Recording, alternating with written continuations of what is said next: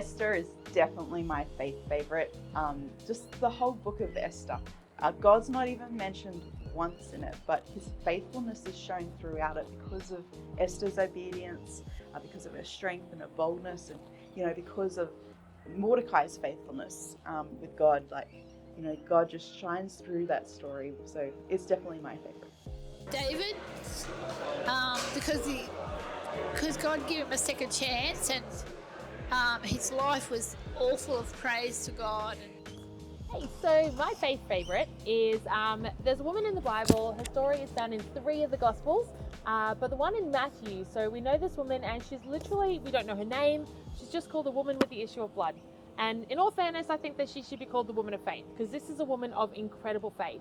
Here she is, she's been dealing with this health issue for 12 years. No one's been able to help her, but she hears of Jesus. And she knows that she might not have all the answers, but all she needs to do is reach out to Jesus and she will be healed. The incredible thing about her story, she pushes past the crowds. Doesn't even matter that she's going to be condemned or ridiculed for it. She pushes through because she knows she needs to get to Jesus. And then Jesus stops what he is doing, and he just endorses her in front of everyone. And he simply says to her, "Daughter, your faith has healed you. Now go in peace." Love this woman. Her story is recorded 3 times in the Bible. What an incredible woman.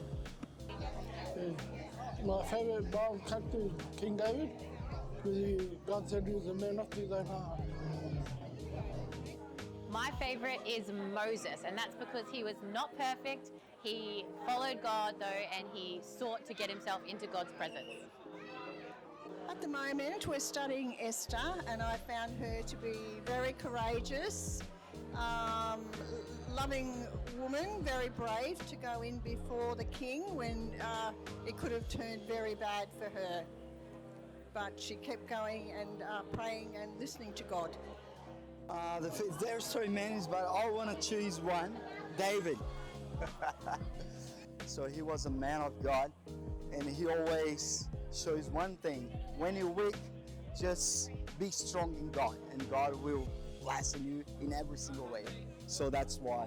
You will be surprised that I've chosen Job. And Job, of course, is not an easy book to read, but I've read it so many times. First of all, the poetry is very, very beautiful. And also the response of the friends is very much the way we would usually respond to intense suffering, that somehow we think people are to blame for that. And in the beginning, it was very soft and gently, but it became more and more aggressive. And Job himself, too, responded with great aggression back. And in the end, his fists were not only towards his friends, but towards God. And I think that's a very real situation that we often don't want to talk about, and we often cover up our emotions in that. But Job is such an inspiration that we may actually be mad and angry and misunderstood. And the most incredible thing is that in the end, Job was asked to pray for his friends. And that to me is what? And he said, because Job spoke right. What was right about blaming God for all his, his calamities and his worries and his sickness? What's right about that? And I think it's because Job forcefully, he was the first person in the Bible says, I need a redeemer. I need somebody to stand in between me and God. And secondly, he was completely honest. He really pushed for a confrontation with God, for a reaction from God. He was not complacent at all in desperation. He says, come and judge me, And even though he says, you will see that I'm innocent. Well, nobody's innocent. But it didn't seem to matter. God was happy for his honesty and asked him to pray for the others.